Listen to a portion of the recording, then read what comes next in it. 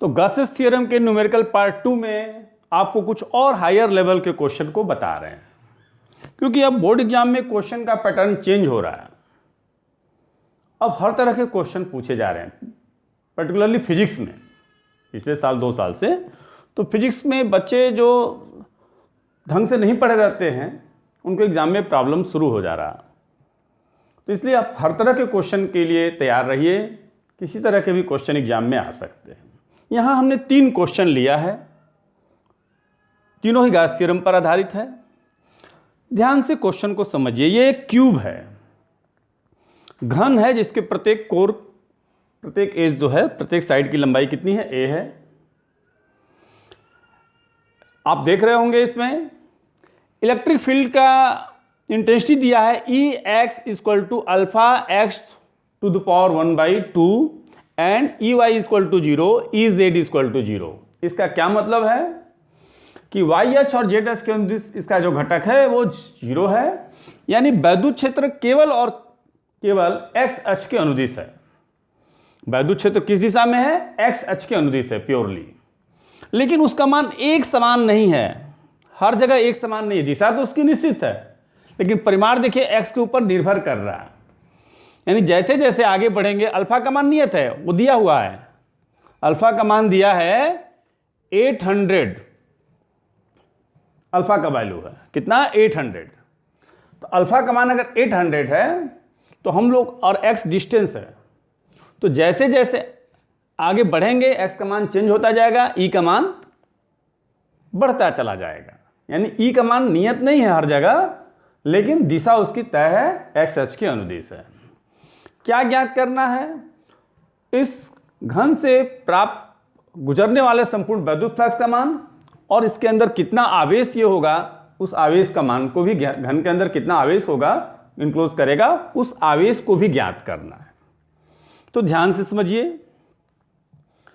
आपको घन दिख रहा होगा, इलेक्ट्रिक फील्ड कैसे है, x अक्ष के अनुदिश है। यानी जो घन के 6 पृष्ठ होते हैं उसमें से 2 पृष्ठ पर वैद्युत क्षेत्र a के अनुदिश हो गया, क्योंकि क्षेत्रफल सदिश की दिशा क्या होती है, पृष्ठ का विलंबवत होती है।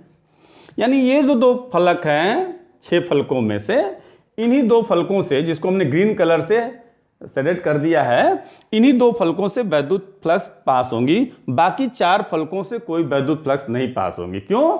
क्योंकि वे चारों फलक पे क्या होगा, वेक्टर E और वेक्टर A के बीच का कोण 90 डिग्री होगा। क्योंकि देखिए वैद्युत क्षेत्र E ऐसे है और यहाँ पे A की दिशा ऐसे हो जाएगी। ठीक है, अगर एक क्यूब होता तो आपको और बढ़िया से दिखाई दे सकता है। वो रिमोट दीजिए। जैसे ये क्यूब तो नहीं है, क्यूबॉइड है, लेकिन जैसे ऐसे समझिए, ये 2 फलक है, ठीक है, तो इधर से जा रहा है वैद्युत क्षेत्र, तो ये दोनों फलक तो के लिए क्या होगा, E और A के बीच का कोण 0 होगा, लेकिन ये चारों फलक पे, सरफेस पे E और A के बीच का कोण 90 डिग्री होगा, यानी उससे कोई वैद्युत फ्लक्स नहीं गुजरेंगी। तो ये जो घन है, इसके लेफ्ट पृष्ठ से और राइट पृष्ठ से केवल वैद्युत फ्लक्स गुजरेंगी। यानी total electric flux equal to क्या होगा, φL + φR, मतलब लेफ्ट पृष्ठ से गुजरने वाला वैद्युत फ्लक्स प्लस राइट पृष्ठ से गुजरने वाला वैद्युत फ्लक्स। ये कितना होगा, E यहाँ पे वैल्यू रख दे रहे हैं 1, और इंटू इसका एरिया कितना होगा, या EL कर दे रहे हैं। यहाँ पे लेफ्ट पृष्ठ पे वैद्युत क्षेत्र कितना है, EL, और इसका एरिया कितना हो जाएगा, A², और यहाँ पे ER इंटू एरिया A²। यहाँ ये माइनस होगा, ये प्लस होगा। ये क्यों, φL माइनस हो गया और φR प्लस हो गया, ऐसा क्यों? क्योंकि रेखाएं कैसे जा रही हैं, वैद्युत क्षेत्र कैसे हो रहा है, इस तरह से ना, धन x अक्ष के अनुदिश है, तो फ्लक्स रेखाएं इधर से प्रवेश कर रही हैं, लेफ्ट फ्लक्स से, लेफ्ट सरफेस से, लेफ्ट फलक से प्रवेश कर रही हैं और राइट फलक से निकल रही हैं। लेफ्ट सरफेस से इंटर कर रही हैं और राइट सरफेस से बाहर जा रही हैं। तो इधर निगेटिव हो गया, इधर से प्रवेश करती हैं, बताया गया था ना विद्युत फ्लक्स का चिन्ह परिपाटी, जिधर से प्रवेश करती हैं उधर निगेटिव, जिधर से निकलती हैं उधर के लिए पॉजिटिव होता है। अब EL का मान कितना होगा, अल्फा यानी 800, पहले अल्फा के पदों में ही निकाल लिया जाए, alpha into X to the power 1/2, तो एक्स का वैल्यू यहाँ पे ए दिया हुआ है, a to the power 1/2 into A square, यहाँ से यहाँ तक का डिस्टेंस ए होगा, ठीक है ना, ये दिया हुआ फिगर में दिया हुआ, प्लस ई आर कितना होगा, alpha into X to the power A by 1/2 है, तो अल्फा तो ठीक है, एक्स का वैल्यू इसके लिए कितना हो जाएगा, राइट सरफेस के लिए जो दाएं तरफ फलक है इसके लिए एक्स का वैल्यू कितना हो जाएगा, 2a, क्वेश्चन में दिया ये ए दिया है, ये ए दिया है, तो कितना हो जाएगा यहाँ से यहाँ तक डिस्टेंस 2a, तो 2a to the power 1/2 into A square. अब इसी को सॉल्व कर देना है। अल्फा का वैल्यू 800 है, 800 into a to the power a square into a पर 1/2 है। ए का वैल्यू भी क्वेश्चन में दिया है 0.1 मीटर, क्वेश्चन में ए का वैल्यू दिया हुआ 0.1 मीटर। तो एक काम करते हैं हम लोग, अल्फा ए स्क्वायर कॉमन ले ले रहे हैं, 800 ए स्क्वायर कॉमन ले ले रहे हैं, क्या अंदर बचेगा, a to the power 1/2, a to power 1/2 भी कॉमन ले लें, क्या बचेगा अंदर, ये माइनस है ये प्लस, √2 - 1, ये टोटल इलेक्ट्रिक फ्लक्स हो जाएगा। थोड़ा सॉल्व कर लिया जाए, 800 ए का वैल्यू कितना हो गया 0.1 square, A to the power 5/2 भी आप लिख सकते हो, लेकिन हम अलग अलग कर दे रहे हैं, 0.1 टू द पावर 1/2, 1.414 - 1,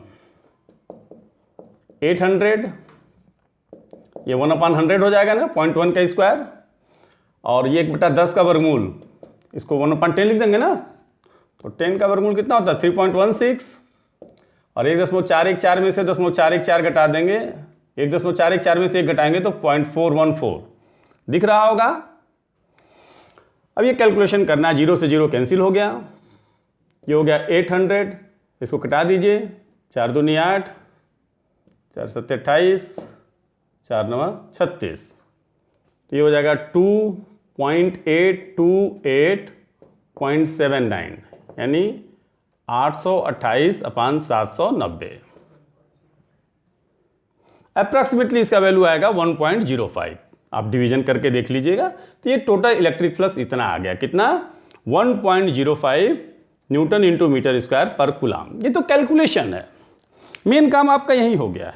इसको आप ऐसे भी लिख सकते थे, यहाँ पे alpha A to the power 5/2 common ले लेंगे तो माइनस है ना, √2 - 1, लेकिन वैल्यू पुट कर देने से इतना आ गया। अब ये फाई निकल गया, क्यू पूछा है, तो गॉस थ्योरम क्या कहता है, phi equal to Q/ε0, then Q equal to क्या हो जाएगा, फाई इंटू ε0, फाई कितना आया है 1.05, कितना आया है 1.05, ε0 का वैल्यू कितना होता है 8.85 इंटू 10⁻⁻12 कूलाम। कैलकुलेशन मल्टीप्लाई कर लीजिएगा आप, मेन क्वेश्चन का यही हिस्सा था, आप जान गए। कैलकुलेशन कोई बहुत बड़ा प्रॉब्लम नहीं होता, वो तो वैल्यू पुट करके सॉल्व करना होता है। एक ऐसा ही क्वेश्चन और है, यहाँ घन है, यहाँ बेलन है, देखिए एक बेलन है, यहाँ पे भी इलेक्ट्रिक फील्ड जो दिया है, क्या दिया है 50x i कैप, इसका मतलब वो भी x अक्ष के अनुदिश ही है। i कैप क्या होता है, x अक्ष के अनुदिश इकाई सदिश होता है, और वैद्युत क्षेत्र की दिशा यहाँ पक्का है कि x अक्ष के अनुदिश है, लेकिन उसका मान अचर नहीं है, चेंज हो रहा है, x के ऊपर डिपेंड कर रहा है, x का मान बदलेगा तो e का मान बदल रहा है, ठीक है। तो यहाँ पे भी वही निकालना है, टोटल इलेक्ट्रिक फ्लक्स और टोटल चार्ज इनक्लोज्ड, जो इस बेलन से जो आवेश परिबद्ध हो रहा है उस आवेश को ज्ञात करना है, और हम लोग को चार्ज वैद्युत फ्लक्स को ज्ञात करना है। तो टोटल फाई इक्वल टू क्या होगा, phi L plus phi R, phi L equal to क्या होगा ई एल इंटू इसका एरिया क्या हो जाएगा, इसका रेडियस दिया हुआ है, कितना दिया हुआ है, इसका रेडियस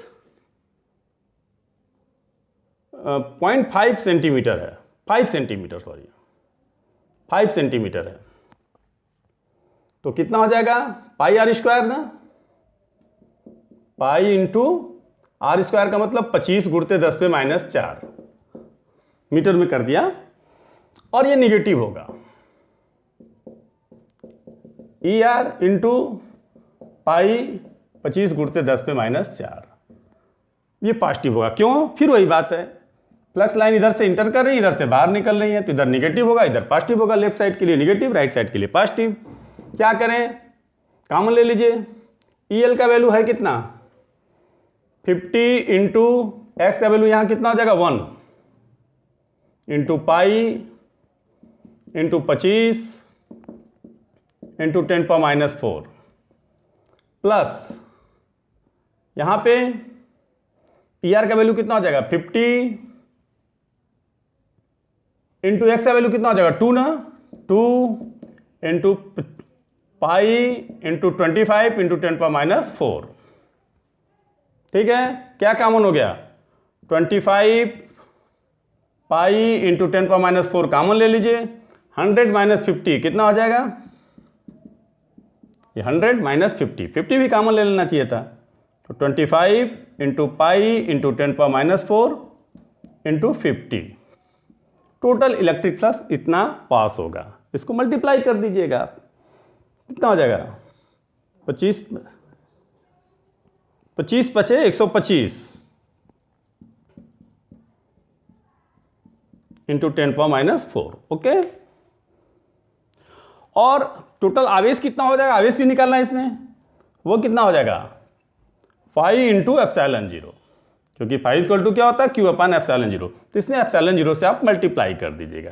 ठीक है, तो कर लेंगे, ये क्वेश्चन हो जाएगा ना। 5 में इसमें ε0 से मल्टीप्लाई कर दीजिएगा, ये टोटल चार्ज आवेश की मात्रा कूलाम में निकल जाएगी। ओके, एक क्वेश्चन और उस पर लेते हैं। देखिए, एक सिलेंडर है, एक्स एक्सिस, वाई एक्सिस और जेड एक्सिस तो है ही।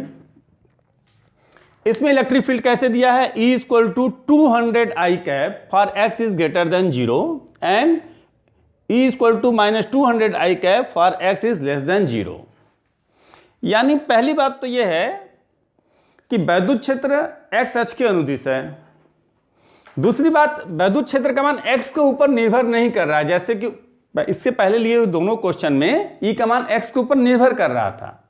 E का मान अचर नहीं था, एक समान नहीं था, जैसे इस क्वेश्चन में अभी दिख रहा होगा, vector E = 50x I cap. अच्छा, इस क्वेश्चन में एक चीज़ और बता दें, आपको दिख गया तो हमने निकाल दिया, बिल्कुल ठीक है। लेकिन एक चीज़ और है कि ये 3 सरफेस इसमें है। अगर बेलनाकार होता है तो 2 समतल पृष्ठ होता है और एक वक्र पृष्ठ भी होता है, लेकिन वक्र पृष्ठ को हमने नहीं कंसीडर किया है, क्यों? लेफ्ट और राइट सरफेस को ही लिया है। लेफ्ट और राइट सरफेस दोनों एल लिख दिए थे क्या? लेफ्ट और राइट सरफेस ही लिया था। क्यों? क्योंकि वक्र पृष्ठ से कोई वैद्युत फ्लक्स नहीं गुजरेगा। क्यों? क्योंकि वक्र पृष्ठ के प्रत्येक बिंदु पर वेक्टर E और वेक्टर A के बीच का कोण 90 डिग्री होगा, क्योंकि इलेक्ट्रिक फील्ड ऐसे जा रहा है और वक्र पृष्ठ पे वैद्युत क्षेत्रफल सदिश A की दिशा ऐसे होगी, तो इसलिए उसको नहीं लिए हैं। लेकिन आप एक लाइन लिख देंगे, ठीक है ना, उससे कोई वैद्युत फ्लक्स गुजर नहीं रहा है, उसको छोड़ देने से कोई गलती नहीं है, लेकिन एक लाइन लिख देंगे कि उसको हमने क्यों नहीं लिया है। ठीक है ना, आपके मन में क्वेश्चन आ रहा होगा कि घन में 6 पृष्ठ था तो 2 पृष्ठ हमने लिया है, 4 पृष्ठ छोड़ दिया है। क्यों? क्योंकि 4 पृष्ठ से कोई वैद्युत फ्लक्स नहीं गुजर रहा था। क्यों नहीं गुजर रहा था? क्योंकि उन चारों पृष्ठों पर E और A के बीच का कोण 90 अंश था। इसी तरह से यहाँ 3 पृष्ठ है, 2 समतल है, 1 वक्र है। समतल पृष्ठ से वैद्युत फ्लक्स गुजर रहे हैं, लेकिन वक्र पृष्ठ से कोई वैद्युत फ्लक्स नहीं गुजर रहा है। क्यों नहीं गुजर रहा है? क्योंकि वहाँ पे वेक्टर E और वेक्टर A के बीच का कोण 90 अंश। यहाँ पे जो क्वेश्चन है ये थोड़ा अलग है। E का मान x के ऊपर निर्भर नहीं कर रहा है, लेकिन दूसरी बात क्या है कि x इज ग्रेटर देन 0 के लिए E का मान पॉजिटिव है और x इज लेस देन 0 के लिए E का मान निगेटिव है। यानी इधर जाने पर वैद्युत क्षेत्र इधर है, देखिए E का मान इधर है, ठीक है, और जैसे ही इधर जा रहे हैं इसकी दिशा पलट जा रही है। For x is less than 0 E क्या हो जा रहा है? निगेटिव हो जा रहा है। देख रहे हैं, इसका मतलब वैद्युत क्षेत्र की दिशा दोनों तरफ सेम नहीं है। अगर जैसे मूल बिंदु है तो धन x अक्ष की तरफ, धन x के लिए अक्ष के लिए अगर इधर है तो ऋण x अक्ष के लिए उसकी दिशा पलट जा रही है। ये बस बात है। बाकी वैद्युत क्षेत्र हर जगह क्या है? x के ऊपर निर्भर नहीं कर रहा। कितना है? 200 I कैप, यानी उसका मैग्नीट्यूड हर जगह 200 है। वैद्युत क्षेत्र का। धन एक्स अक्ष के लिए दिशा इधर है, ऋण एक्स अक्ष के लिए दिशा इधर है। हमको निकालना वही है टोटल इलेक्ट्रिक फ्लक्स। तो क्या होगा, लेफ्ट और राइट सरफेस से ही निकलेगा, phi L plus phi R. Curve surface से इलेक्ट्रिक फ्लक्स कितना जाएगा, 0। कोई इलेक्ट्रिक फ्लक्स, कर्व सरफेस मतलब वक्र पृष्ठ, वक्र पृष्ठ से गुजरने वाला विद्युत फ्लक्स का मान क्या होगा, 0 होगा। क्यों, क्योंकि वक्र पृष्ठ के प्रत्येक बिंदु पर वेक्टर ई और वेक्टर ए के बीच का कोण 90 डिग्री होगा। अच्छा, यहां फाई एल भी पॉजिटिव होगा, फाई आर भी पॉजिटिव होगा। ऐसा क्यों, क्योंकि देखिए इधर भी विद्युत फ्लक्स बाहर निकल रही है, इधर भी बाहर निकल रही है। जो फ्लक्स रेखाएं हैं वो दोनों तरफ बाहर निकल रही हैं, दोनों पृष्ठों से। तो जब बाहर निकल रही हैं तो दोनों तरफ विद्युत फ्लक्स का मान क्या होगा, पॉजिटिव होगा। ठीक है ना। तो यहां पे क्या होगा, ई का वैल्यू 200 आई कैप, 200 आई कैप तो उसके डायरेक्शन को शो कर रहा, और क्षेत्रफल कितना हो जाएगा, इसकी त्रिज्या 5 सेंटीमीटर है, तो कितना हो जाएगा फिर वही 25 ए इक्वल टू क्या होता है, पाई आर स्क्वायर। वहाँ भी अभी हमने किया था, जल्दी में थोड़ा किया था। तो आर का मान 5 सेंटीमीटर है, तो कितना हो जाएगा 25 इंटू 10⁻⁻⁴। उसका स्क्वायर कितना हो जाएगा 5 सेंटीमीटर का स्क्वायर, 5 सेंटीमीटर मतलब 5 गुणित 10⁻² मीटर। ठीक है, तो इसका स्क्वायर इतना ही हो जाएगा ना, 10⁻⁻⁴। फिर यहां भी कितना हो जाएगा 200 ई का वैल्यू। अब आई के लिए परेशान मत होगा कि आई कहाँ गया, आई अब बता रहे हैं कहाँ गया, 25 गुणित 10⁻⁴। पाई छूटा हुआ है, पाई लिख दिया जाए। देखिए ई डॉट ए होता है, तो ए की भी दिशा क्या होगी, आई कैप, और वेक्टर ई की भी दिशा आई कैप। तो आई डॉट आई का वैल्यू 1 होता है ना, आई कैप डॉट आई कैप का वैल्यू। अगर आप लिखोगे तो दोनों आई कैप लिख दीजिएगा। हमने दोनों जगह नहीं लिखा, तो सीधे इसको स्केलर की तरह कर दिया, ई इंटू ए। ठीक है ना। तो वेक्टर ई और वेक्टर ए एक ही दिशा में होता है, तो ई ए का थीटा, थीटा का मान 0 कर दिया। दोनों जोड़ दीजिए, कितना हो जाएगा 25 चौके 100, नहीं 25 दूनी 50, सॉरी 25 दूनी 50 ही होता है। 550 00 5, और ये इसको ऐसा कर देते हैं 5 पाई कर दे रहे हैं, 5 पाई इंटू 10⁻⁻⁻1 यानी 0.5 पाई। और ये भी कितना हो गया 0.5 पाई। तो टोटल कितना हो गया, पाई हो गया। टोटल इलेक्ट्रिक फ्लक्स का मान कितना हो गया, पाई। ठीक है ना। पाई का वैल्यू आप चाहे तो पुट कर दीजिए, 3.14 न्यूटन इंटू मीटर स्क्वायर पर कूलम। ये आ गया, ये टोटल इलेक्ट्रिक फ्लक्स है। लेफ्ट, अगर केवल लेफ्ट सरफेस से पूछेगा तो 0.5, राइट सरफेस से 0.5, टोटल फ्लैट सरफेस से पाई, कर्व सरफेस से 0, संपूर्ण पृष्ठ से वो भी इतना ही रहेगा। संपूर्ण पृष्ठ से भी तो इतना ही रहेगा ना। क्यों, अगर कहेगा कि खाली फ्लैट सरफेस से बताइए, समतल पृष्ठ से, तो भी इतना, और संपूर्ण पृष्ठ से तो भी इतना ही। ये क्यों, क्योंकि इससे तो कोई गुजर ही नहीं रहा है। और आवेश भी पूछा होगा, तो आवेश कैसे निकलेगा, फिर वही Q इक्वल टू क्या होता है, ε0 इंटू 5।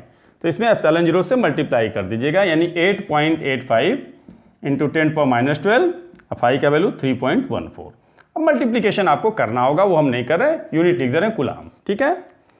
एक क्वेश्चन और है जो एस.सी. वर्मा के बुक में भी शायद ये क्वेश्चन होगा, कि कोई काल्पनिक अर्धगोले के केंद्र पर कोई आवेश Q है, तो गाउस प्रमेय तथा समयुक्तता की सहायता से इस अर्धगोले पृष्ठ से गुजरने वाले विद्युत फ्लक्स का मान ज्ञात कीजिए।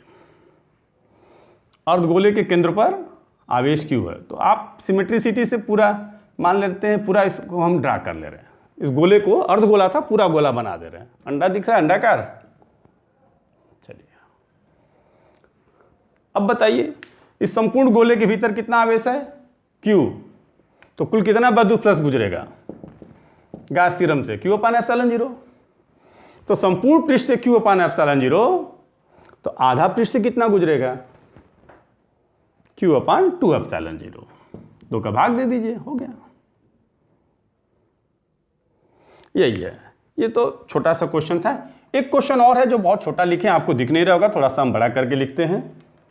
कोई पतला तार है, आवेशित तार है, एक समान रूप से आवेशित है, धनावेशित है बल्कि, और लीनियर चार्ज डेंसिटी का मान दिया है 4 × 10⁻⁴ कूलाम पर मीटर। इससे 2 सेंटीमीटर की दूरी पर एक इलेक्ट्रिक डाइपोल है, वैद्युत द्विध्रुव है, जिसके आवेश कितने हैं, -q और +q, और उस q का वैल्यू दिया हुआ है 2 × 10⁻⁸, और इनके बीच का जो डिस्टेंस है वो 2 मिलीमीटर है। कितना, 2 mm, मतलब कि 2.2 सेंटीमीटर आप कह सकते हो। 2 मिलीमीटर का मतलब 0.2 सेंटीमीटर। ज्ञात करना है कि इस आवेशित तार के कारण इस वैद्युत द्विध्रुव पर नेट कितना बल लगेगा। तो इस आवेशित तार के कारण मान ले रहे इस बिंदु का नाम ए रख दे रहे हैं, इसका नाम बी रख दे रहे हैं, तो वैद्युत क्षेत्र उत्पन्न होगा ना दोनों जगह पे। इस आवेशित तार के कारण वैद्युत क्षेत्र उत्पन्न होगा, ए पर भी वैद्युत क्षेत्र उत्पन्न होगा, बी पर भी उत्पन्न होगा। क्या दोनों वैद्युत क्षेत्र की तीव्रताएं एक समान होगी? नहीं, क्योंकि E = क्या होता है, 1/4πε0 2λ/r। कोई आवेशित तार एक समान लंबाई का हो और उसका आवेश का रेखीय घनत्व λ हो, तो r दूरी पर वैद्युत क्षेत्र की तीव्रता का यही सूत्र होता है। r के ऊपर निर्भर करता है, तो E at पॉइंट A कितना होगा, 1/4πε0 2λ। r का मान कितना हो जाएगा, 2 सेंटीमीटर। यहाँ पे यहाँ से यहाँ तक की दूरी कितनी हो जाएगी, 2 सेंटीमीटर। 2 सेंटीमीटर मतलब 2 × 10⁻10, इसको सॉरी 2 × 10⁻2 मीटर में चेंज कर दिया, ठीक है ना, न्यूटन पर कूलाम, ठीक है। और E at पॉइंट B कितना होगा, 1/4πε0 2λ। यहाँ से यहाँ तक का डिस्टेंस कितना होगा, ये 2 सेंटीमीटर है, ये 0.2 सेंटीमीटर है, तो ये डिस्टेंस कितना हो जाएगा, 2.2। मीटर में चेंज करने के लिए -2 से, देख रहे हैं ना। तो ये और EB सेम नहीं है, EB थोड़ा सा क्या है, ज़्यादा है कि कम है, थोड़ा सा कम है EB से, EA से ना। चार्ज दोनों बराबर है। अच्छा, जब भी कोई आवेशित कण वैद्युत क्षेत्र में स्थित होता है तो उस पर एक बल लगता है ना, तो F at A, वैद्युत बल A पर स्थित आवेश पर कितना लगेगा, Q × EA, और F at B कितना होगा, Q × EB। तो F, अब इसका डायरेक्शन क्या होगा, वैद्युत क्षेत्र EA की दिशा होगी क्या, दूर जाते हुए, क्योंकि धन आवेशित तार है, तो ये क्या होगा, अगर इसका हम नाम तार से A की ओर, ठीक है ना, इसको क्या लिख सकते हैं, तार से A की ओर, EA का डायरेक्शन इधर होगा, और EB भी उधर ही होगा, तार से दूर जाते हुए वो भी होगा, तार से B की ओर, तार से B की ओर। ओके, FA का डायरेक्शन क्या होगा, F = Q × धन आवेश पर लगने वाला वैद्युत बल क्षेत्र के अनुदिश होता है, और ऋण आवेश पर लगने वाला वैद्युत बल क्षेत्र के विपरीत होता है। वैद्युत बल की दिशा ये मालूम है आपको, तो ये क्या है, ऋण आवेश है -Q, तो इस पर लगने वाले वैद्युत बल की दिशा क्या होगी, क्षेत्र के वैद्युत क्षेत्र के विपरीत, यानी A से तार की ओर, इसकी दिशा क्या होगी, EA के विपरीत, और ये EB के अनुदिश होगी। तो FA का डायरेक्शन इधर होगा और FB की डायरेक्शन इधर होगा, ठीक है ना। तो ये क्या होगा, ए से मतलब ई ए के विपरीत, इसको आप लिख सकते हैं, इसका डायरेक्शन क्या होगा, एफ।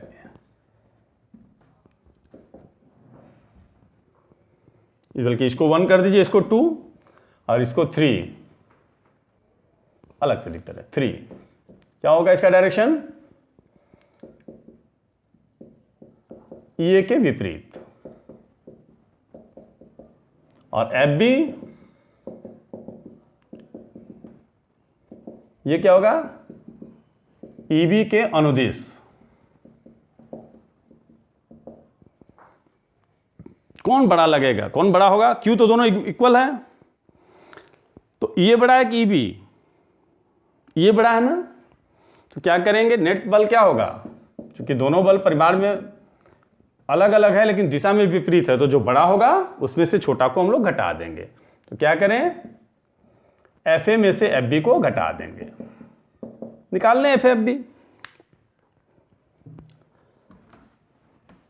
कितना होगा एफ ए का मान, क्यू का मान कितना है, 2 × 10⁻⁻8। ई ए का मान 1/4πε0 कितना हो जाएगा, 9 × 10⁻9। 2 लेमडा, लेमडा का मान 4 × 10⁻⁴, 2 लेमडा ही अभी रहने दे रहे हैं, अपान 2 × 10⁻²। इसका मान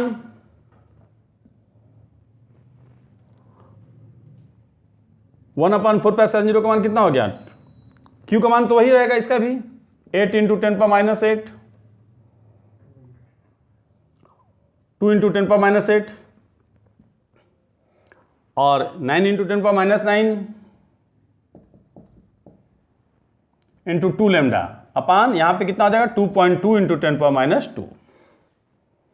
ठीक है, यहां तो 2 से 2 कैंसिल हो जाएगा,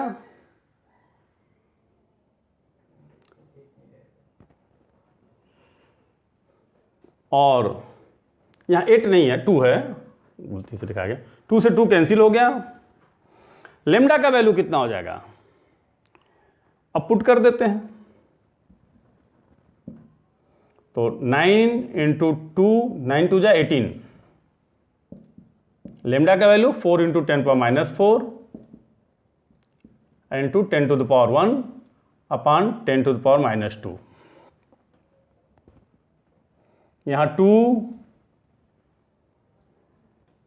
ये +9 है, 10⁻⁻8, 9 × 10⁻9, कॉमन ले लेना चाहिए था, चलिए 9 × 10⁻9 इंटू 2 लेमडा यानी 8 × 10⁻⁴ अपान 2.2 × 10⁻²।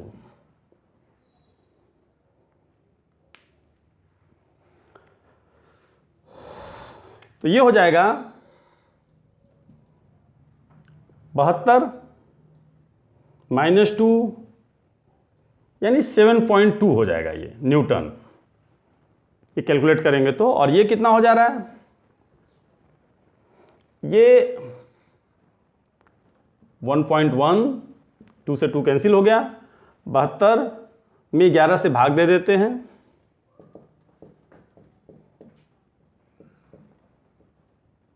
6 आ रहा है, तो 5 मतलब 6.5 आ गया, 6.5 न्यूटन।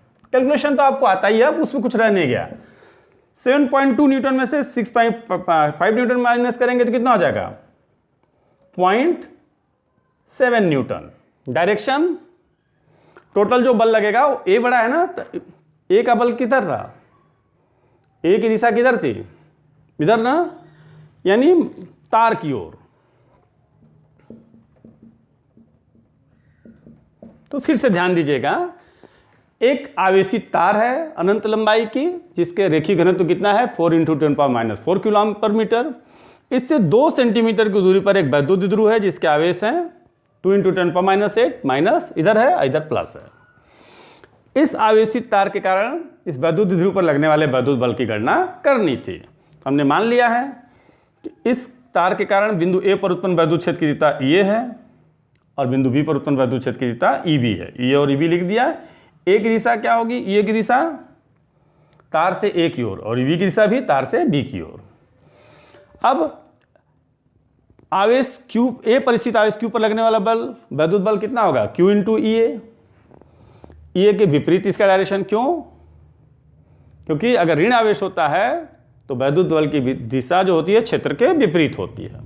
और F B Q into E B, ये ई बी के अनुदिश। अब चूंकि ए का मान बड़ा है ई बी से, तो एफ ए का मान एफ बी से बड़ा होगा, तो नेट वैद्युत बल एफ ए में से एफ बी को घटा देंगे। कॉमन भी ले सकते थे, अब चाहे तो दोनों अलग अलग निकाल करके आप घटा दीजिए, जैसे हमने दोनों अलग अलग निकाला है, थोड़ा लेंदी हो गया है। कॉमन ले लेते तो थोड़ा छोटा हो जाता। क्या कॉमन हो जाता, 2 लैम्डा कॉमन हो जाता, 9 इंटू 10⁻9 कॉमन हो जाता, सब तो कॉमन ही था।